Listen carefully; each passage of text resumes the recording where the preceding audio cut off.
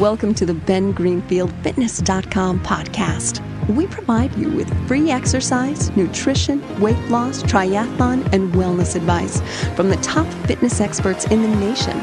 So whether you're an Ironman triathlete or you're just trying to shed a few pounds, get ready for non-run-of-the-mill, cutting-edge content from BenGreenfieldFitness.com.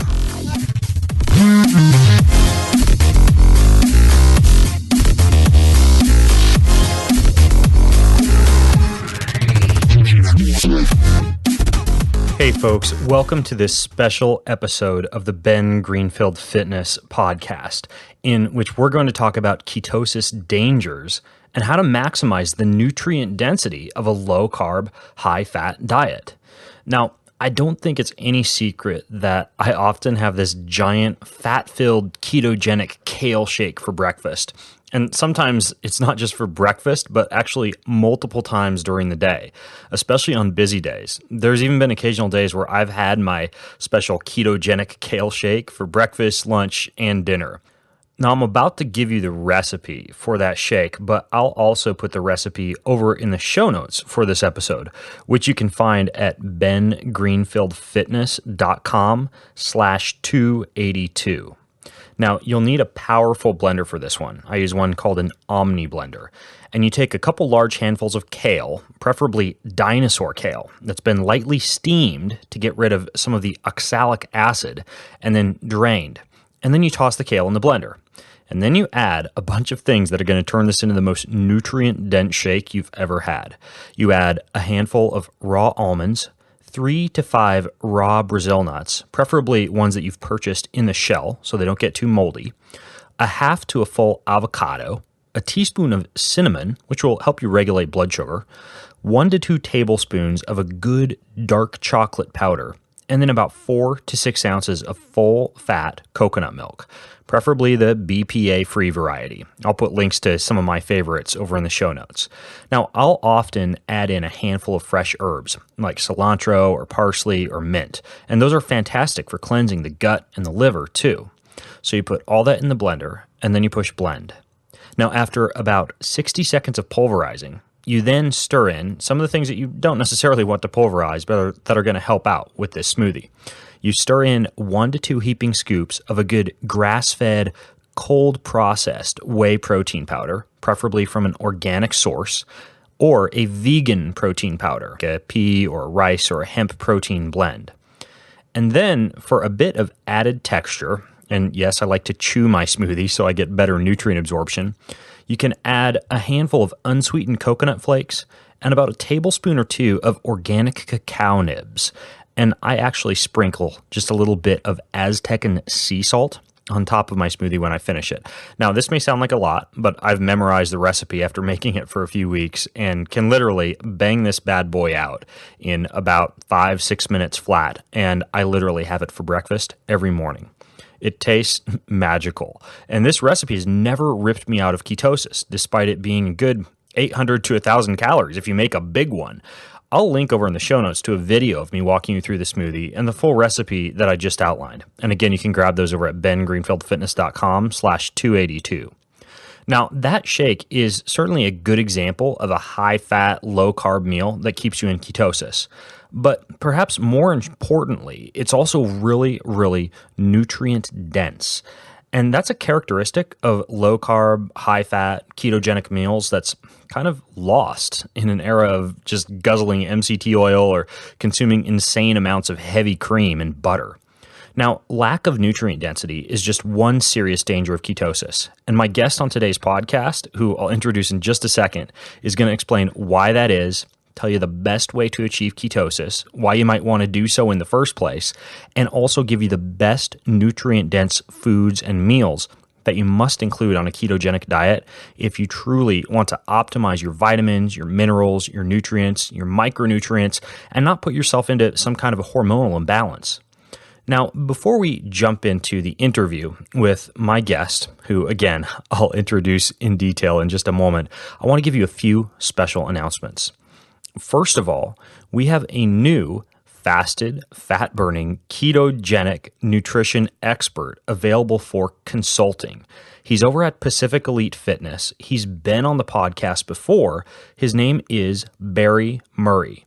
Now, this is the guy who specializes in fasting, endurance exercise, low-carb, high-fat protocols, and ketosis. And you can hire him for coaching or for consulting by going to pacificfit.net and clicking on coaching, or you can just go to the show notes where I'll put a link over to Barry's page on that website. You can hire him to work with you on the phone or on a month-to-month basis for nutrition coaching. And it's right up the alley of the stuff we're going to talk about today.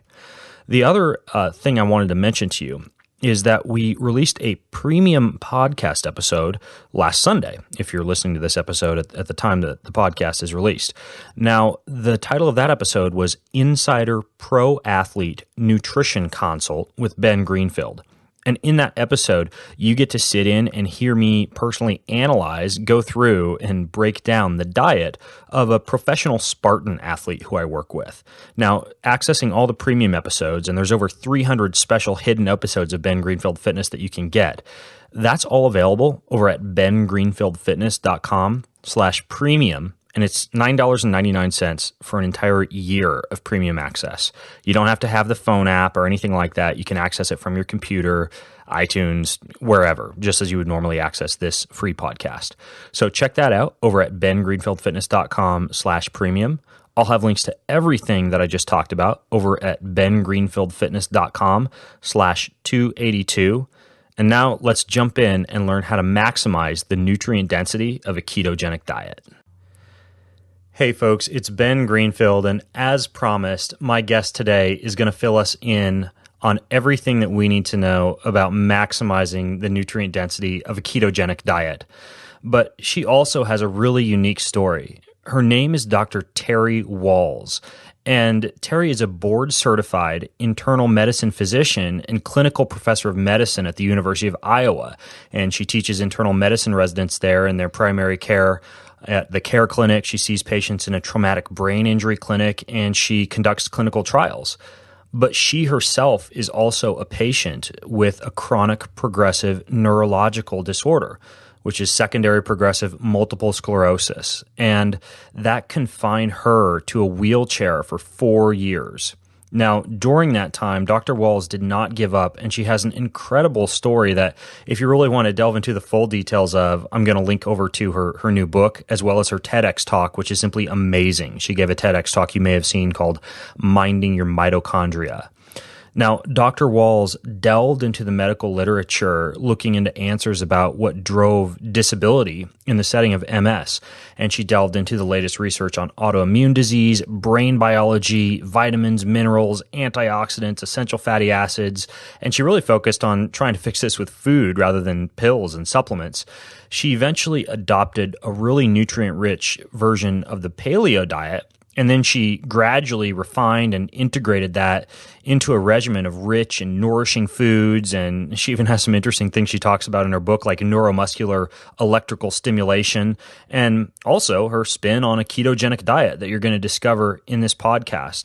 And amazingly, she healed herself. She's biking 18 miles. I actually see her at conferences, and she's up and around and just killing it. So, Dr. Wahls, thank you so much for coming on the call today. Oh, I am thrilled to be here. Now, I guess we can just take the deep dive and jump right in.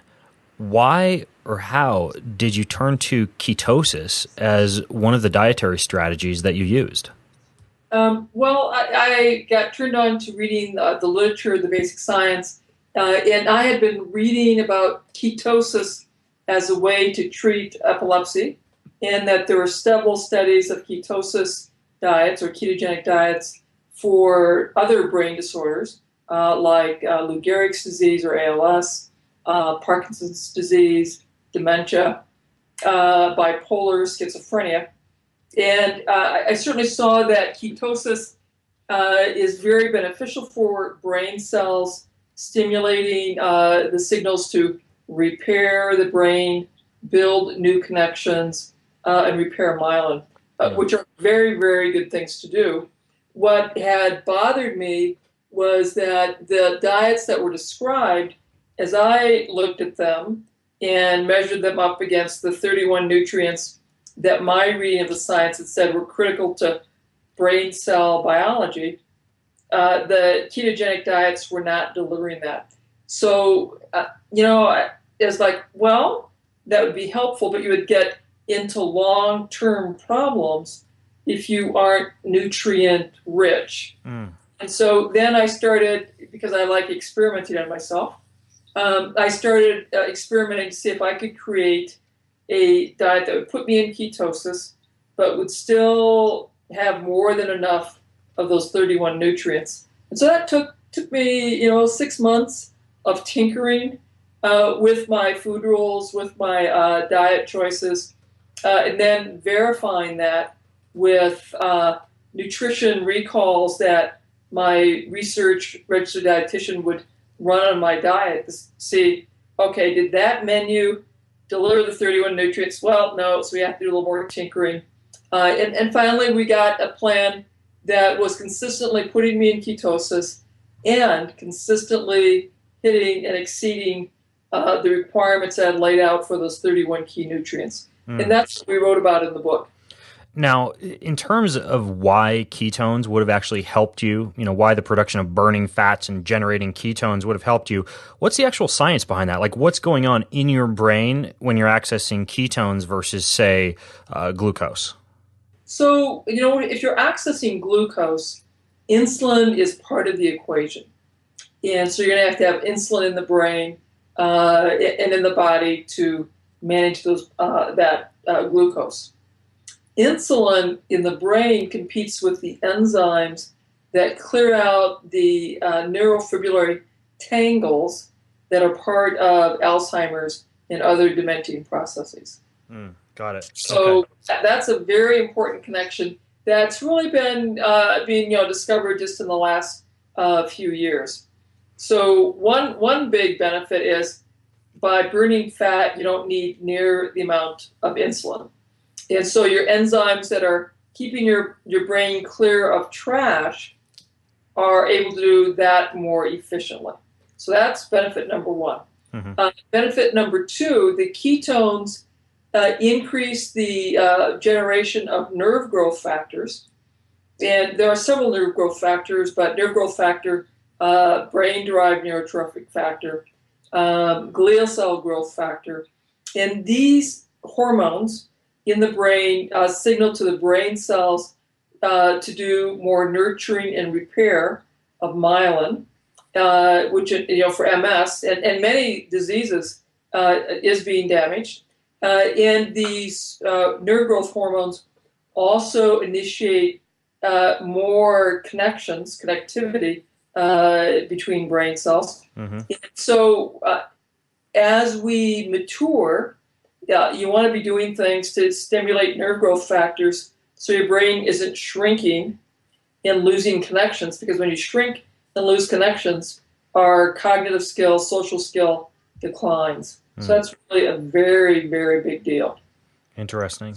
Now, so those two factors are huge. And then you can get into this outside the brain. It's doing very good things. One of which, every day you and I make a bunch of cancer cells that our immune cells have to go find, kill, and get rid of. Really? That happens every day? Every day. Every day we are making cancer cells as part of the aging process. And if you have a high level of blood sugar and a high insulin level and insulin-like growth hormone, those two hormones will also stimulate the growth of cancer cells, and cancer cells are particularly metabolically dependent on sugar. Our other cells in our body that are healthy are metabolically flexible and could burn either amino acids or more easily fat bodies or ketone bodies. And so by being at least in ketosis intermittently or low-level ketosis constantly, you're making it easy for your body to starve and kill those cancer cells that occur as part of our aging process. Got it. Now, you also hear about ketones being used preferably by, for example, the diaphragm or cardiovascular tissue as a preferred fuel.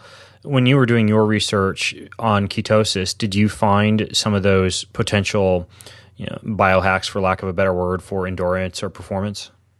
Well, I'll admit I was not reading into the athletic performance. I was focusing my reading primarily on brain physiology. I got intrigued by the cancer physiology, and so I've read some of that as well. I'm not as well versed for athletic performance.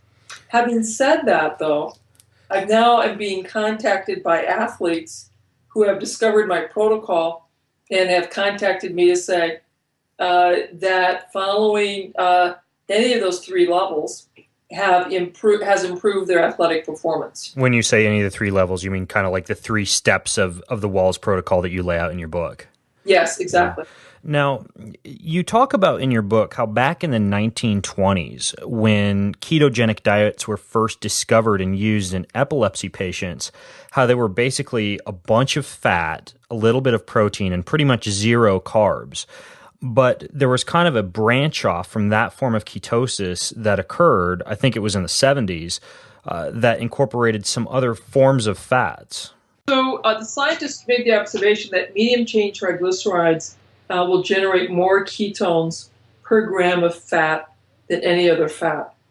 That allows the person to have the benefits of ketosis and still have the carbohydrates that provide the antioxidants, the vitamin C and vitamin K, that is tough to get from non-carbohydrate sources. Got it. So we've basically got a diet that initially was pretty much zero carbohydrates to a diet that could include some carbohydrates with MCT oil. But I get the feeling when I look through your version of the ketogenic diet that you've kind of taken it to a level that goes above just like restricting carbohydrates and guzzling MCT oil. Can you go into, I guess before you lay out the nutrient density component, what are some of the deficits that you tend to see people experiencing when they just kind of use a traditional ketogenic diet?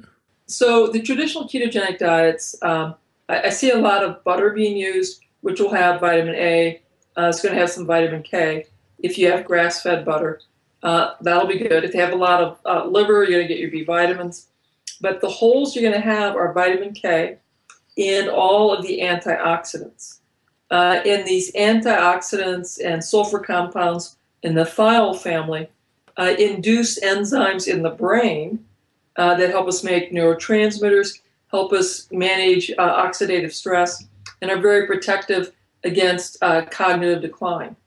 These same compounds work in your liver and kidneys to increase the efficiency and the removal of toxins.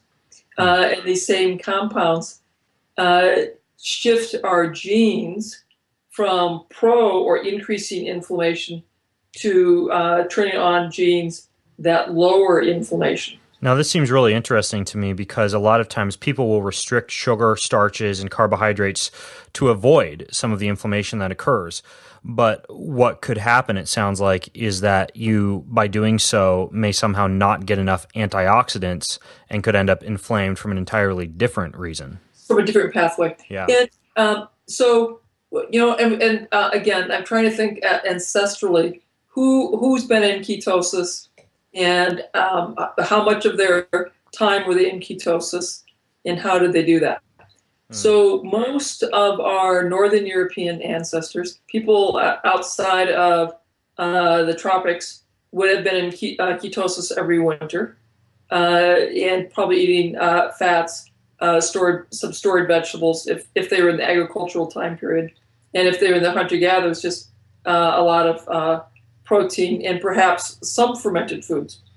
And then during the summer, they'd be back out of ketosis, having more carbs, although not lots of carbs, probably still in that 60 to 150 grams of carbs.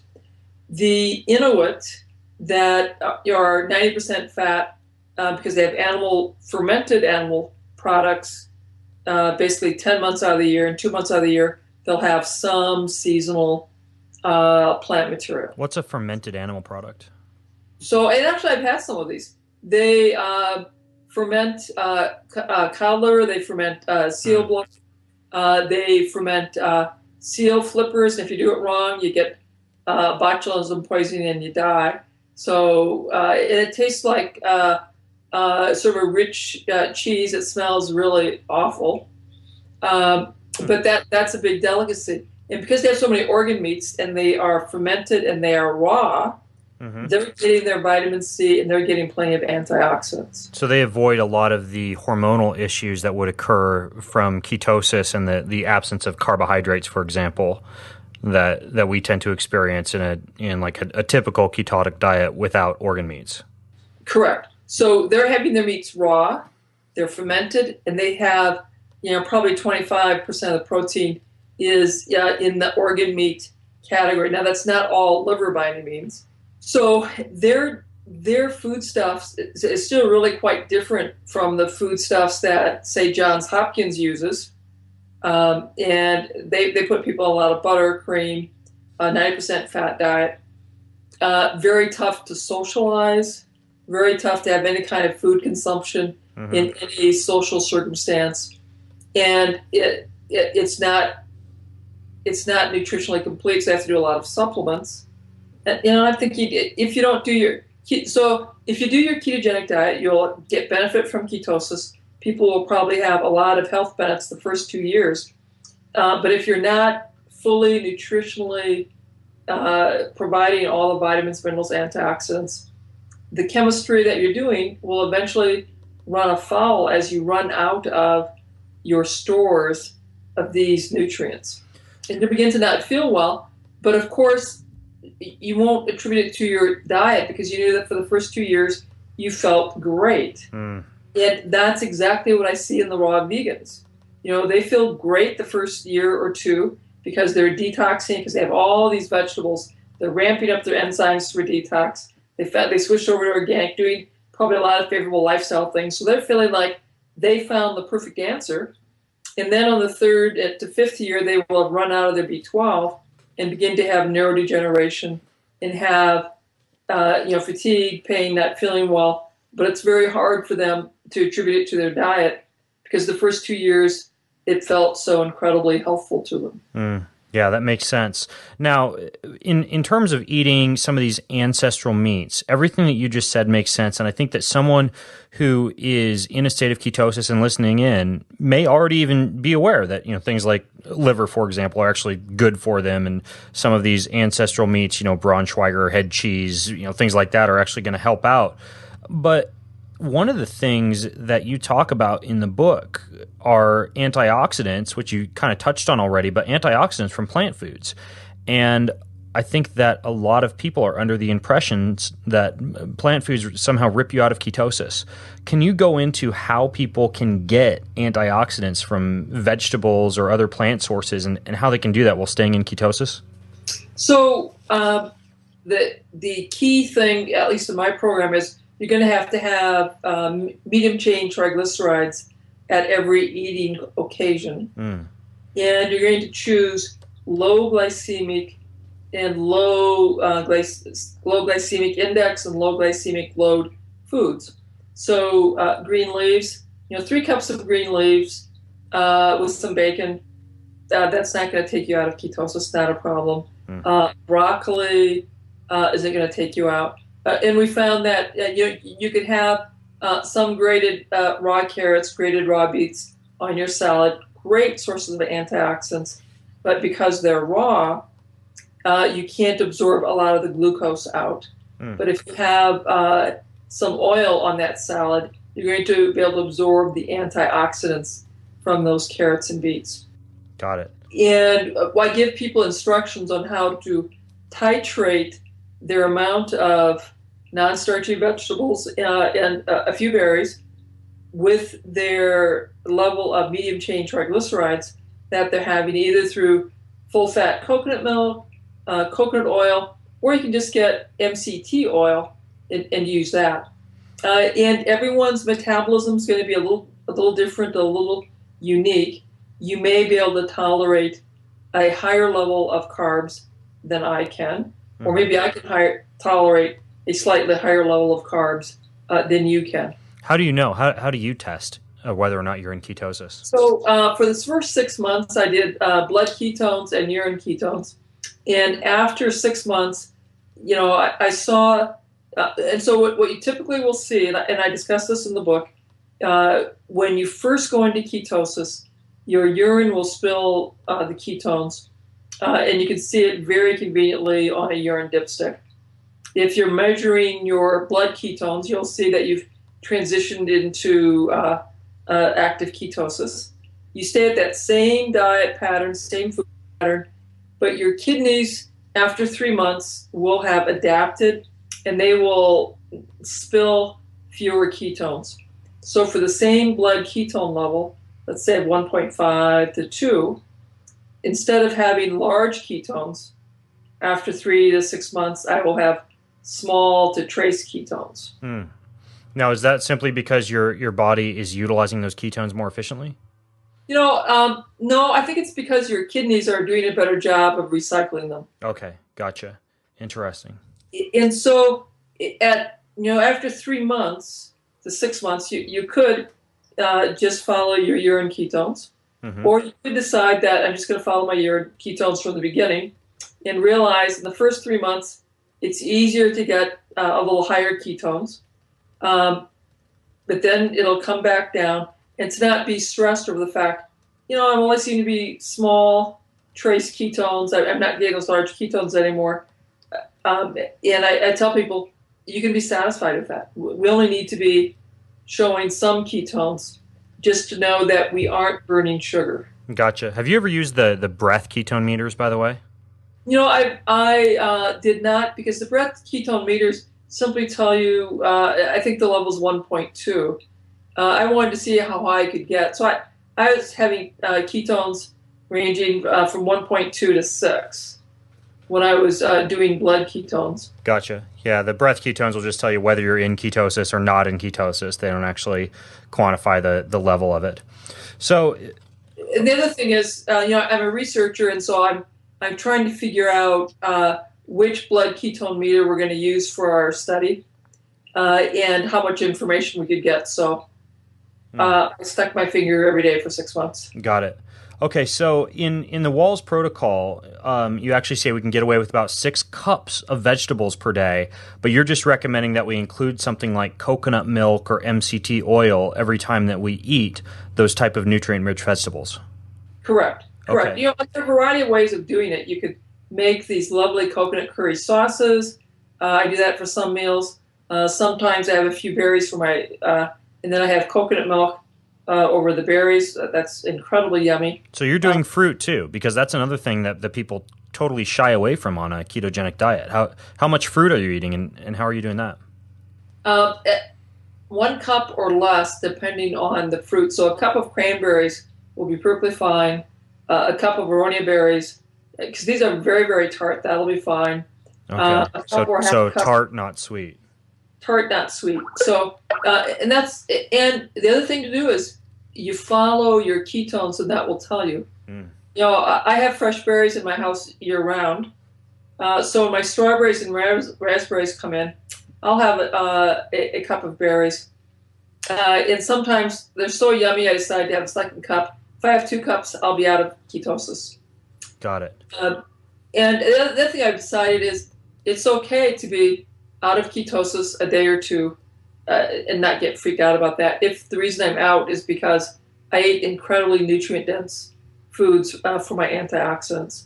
Got it. I'm never going to do binge on fruit, but I encourage people to be a little bit flexible, that all of our societies that we've followed are not in ketosis 365 days a year.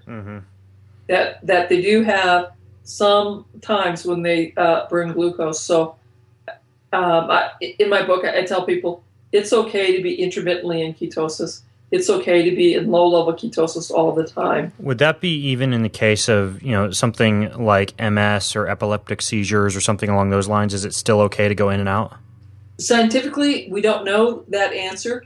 I will tell you some very interesting paper I've looked at for epilepsy, which is the disease that has the most ketogenic research on it, is the epileptic state. And there was a comparison of a low glycemic index diet versus a ketogenic diet, and they got equivalent results. And I thought that was very, very interesting. So, ketosis clearly has benefits. I'm studying ketosis versus the Walls diet versus usual care. And both those diets are very helpful. It'll be very interesting to see how much larger the benefit is for the ketogenic diet. Right. Now, my perception is, at least for me personally, ketosis, I can tell that I feel better in ketosis than not.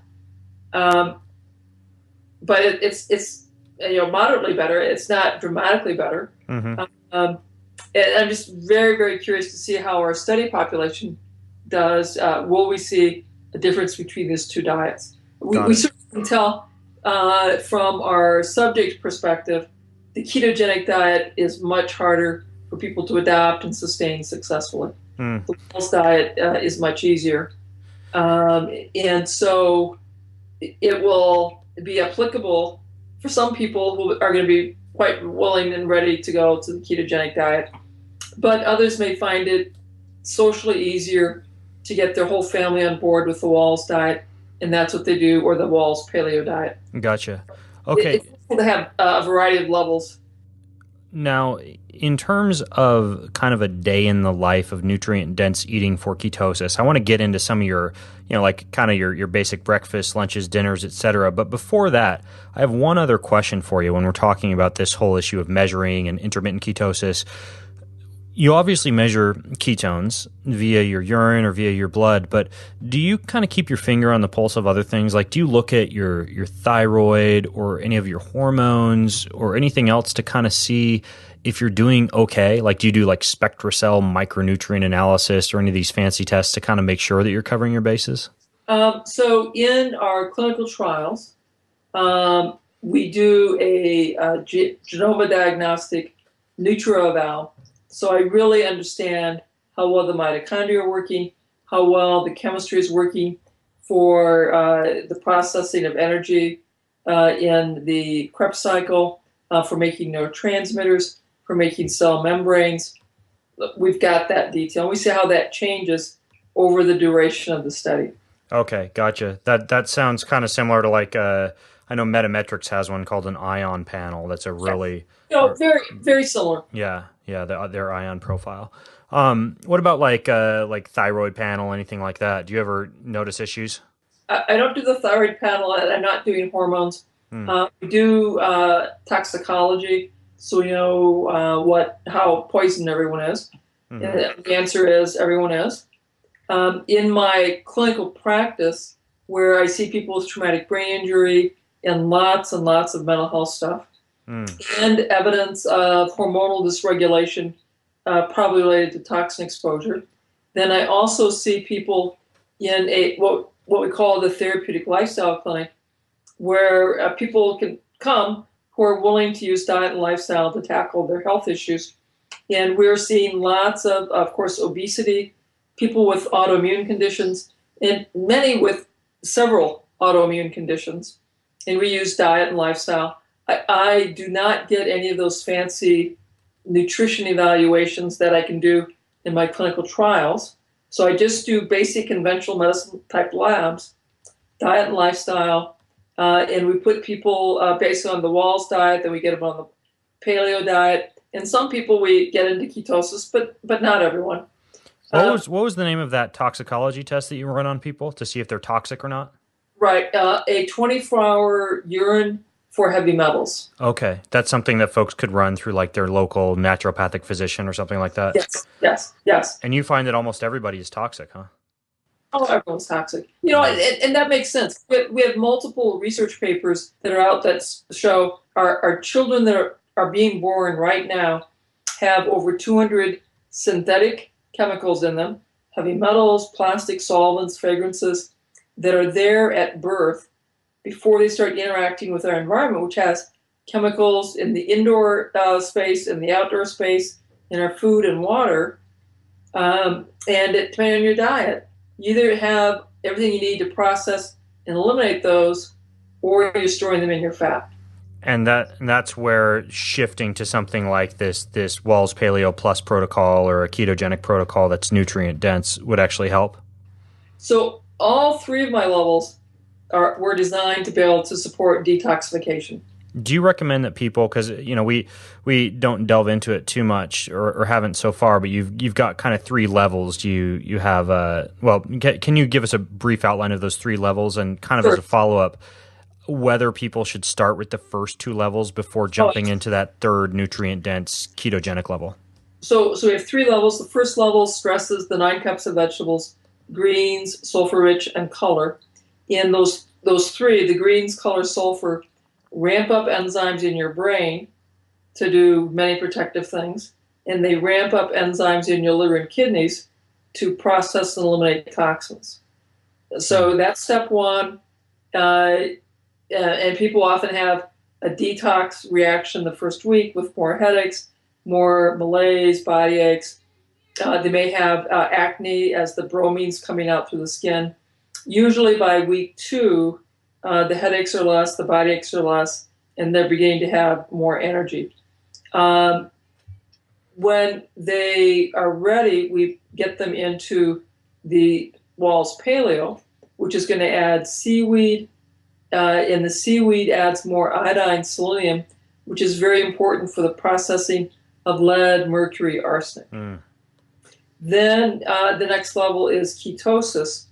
I warn people, if they go into ketosis too quickly, they're going to have nausea and vomiting that could last for several days to several weeks. So we've learned to do the Wall's diet for a couple weeks, do the paleo diet for a couple weeks, ease into increasing the fat over a couple weeks, and then go into ketosis. Okay, got it. If you go into ketosis at first, the very first thing that you try, you'll probably have trouble with nausea, and you may have trouble with vomiting. Okay. Let's delve into the good stuff, what you can eat, some of these delicious recipes. Can you walk us through a sample day of eating a ketogenic diet that also contains good nutrient density? Okay. So in the morning, so we had liver today. So you can make liver, onions, and coconut oil to make a nice liver pate. The liver pate is going to have the tremendous source of the B vitamin family, vitamin A, vitamin D, and essential fats. And for people who are already scoffing hearing liver pate for breakfast, it's actually not that. It's about as hard to make as it is to make a smoothie. Like, it's not that hard to make liver pate. Yeah, right. I make liver and onions, and so we'll start with supper, and then we'll talk how that happens next morning. So tonight we had liver and onions, and the liver and onions were sautéed probably in 4 to 5 tablespoons of coconut oil, a strip or 2 of bacon, a big onion, and a couple of garlic, and a pound of liver. So lots of those sulfur-rich antioxidants and fat-soluble vitamins. Exactly. Okay. So that was the meat source. That was my sulfur vegetable source. Then I had fermented cabbage. So that's my greens. And that's what I ate for supper. I had tea. So I have chamomile tea with and actually it's sort of coconut milk flavored tea. So I have lots of coconut milk and some tea. So in my mug, I've got a big mug. I probably have 3/4 cup of full fat coconut milk in that. And then I have my chamomile tea with that. Okay, nice. So that's my evening supper. I take my leftover. So I had probably about 1/4 pound of liver. My spouse had a 1/4 pound of liver, so I left a 1/2 pound of liver left. I put that in my food processor with more coconut oil and blend that to the consistency of a pudding. And if it's feeling too thick, I just add some water to get it to a pudding consistency. Then I put that in the refrigerator. Now, tomorrow morning, I'll have coconut milk, and I might add some greens to that, like dandelion greens. and they're like putting dandelion greens. But I will rotate the greens, so I don't have the same greens every day. Dandelion greens are a great detox. We actually talked about that on a recent podcast. They're chock full of nutrients. So, and I'll make the observation for the listeners that we use agricultural foods, and all the foods that are starchy have been bred to have much higher carbohydrate content. Our ancestors had greens that were pretty bitter, so our green leaves and spices are still very nutrient dense. Berries have become sweeter, so the really tart berries are nutrient dense. The sweeter berries less so, but they still have very good antioxidants. The starchy vegetables, if you're going to have them, you have to have them raw. It's going to be pretty tough to have those cooked. But if you eat vegetables out of the cabbage family, onion family, mushroom family, and get some color like red cabbage, red peppers, and raw carrots, a few berries, you can get your colors that way. Got it. So for breakfast, I'll have the dandelion and a coconut milk smoothie. I'll have my pate, and I might have that on a turnip slice, on celery sticks, or I'll take a kale or a collard leaf and spread my liver pate on that, and then I'll put guacamole or coconut slices on that, and I'll roll it up, and that's going to be my breakfast. So my breakfast is coconut milk smoothie of some type, usually green, but I might have some aronia berries or cranberries in there for a fruit smoothie, but it'll just be a few berries in there to make that. And then I'll have meat, and I'll have a raw vegetable with that, usually in the sulfur-rich family. Got it. Sounds delicious. It's really very easy. I only eat twice a day. It's very, very comfortable for me to I know. I was curious if you were going to list another meal or not. I was waiting. So it's just 2 meals a day. 2 meals a day. And that's it.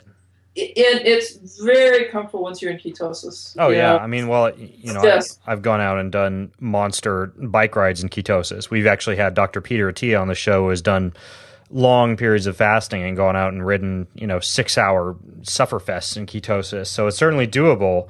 I don't know about you, but I've found that the longer that you're in ketosis, the easier it is. And really, for most people, I don't see them experience a ton of benefit until they're a good 6+ months in. The longer you're in, I would say, the easier, the more comfortable it is, the better it feels. And if you occasionally slip out because you had a few more carbs and you're checking your urine, it's like, oh, it's 0 ketones, then you adjust your choices for fewer carbs and more MCT oil.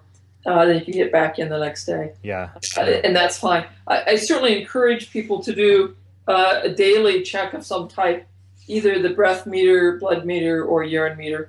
Yeah. And for 6 months, it was just easier to do urine for me. You have a ton of other recipes in here, from your seafood stew to your turmeric tea to your special twist on bone broth. I mean, it goes on and on. And folks can get the book called The Walls Protocol. I'll put a link to it over at bengreenfeldfitness.com/282 along with your TED Talk. I wish we had time to go into all this other stuff because you talk about exercise and electricity and how you use electrostim and basics of autoimmunity and drugs, supplements, alternative medicine, stress management. It's a really good book. I'm impressed. What we're doing, Ben, is physicians are so focused on using drugs to treat symptoms, but they know nothing about what I call creating the healthy phenotype, because it's diet and lifestyle that speaks to our genes, turning genes on and off, and create the inflamed, sickly disease phenotype. And unless we teach patients that we have to recreate the healthy phenotype by addressing those diet and lifestyle choices, diseases will simply continue marching on. Well, in the introduction to this podcast, I told folks that I actually have what I call a ketogenic kale shake every morning. Yes. And I love it, and it's literally my breakfast every single day. And I've got a ton more recipes now that I've got your book, and I think that this will be really helpful for people to know that they can have vegetables and fruits and things like that on a ketogenic diet. You just got to time them and structure them the right way. Include the organ meats, include the fats with the vegetables and fruits, and you're on the right path. So I'll put links to everything that we talked about over at bengreenfieldfitness.com/282. And again, Dr. Wall's book is called The Walls Protocol. Her TEDx video is really cool. You should go watch that too. And Dr. Walls, thanks so much for coming on the call today. You're welcome. Let me also add my website, terrywalls.com. I'm on Twitter at Terry Walls, and on Facebook, Terry Walls MD. Perfect. Cool. Well, thanks so much. Until next time, for everybody listening in, this is Ben Greenfield and Dr. Terry Walls signing out from bengreenfieldfitness.com. Have a fantastic day. Visit bengreenfieldfitness.com for even more cutting-edge fitness, nutrition, and performance advice.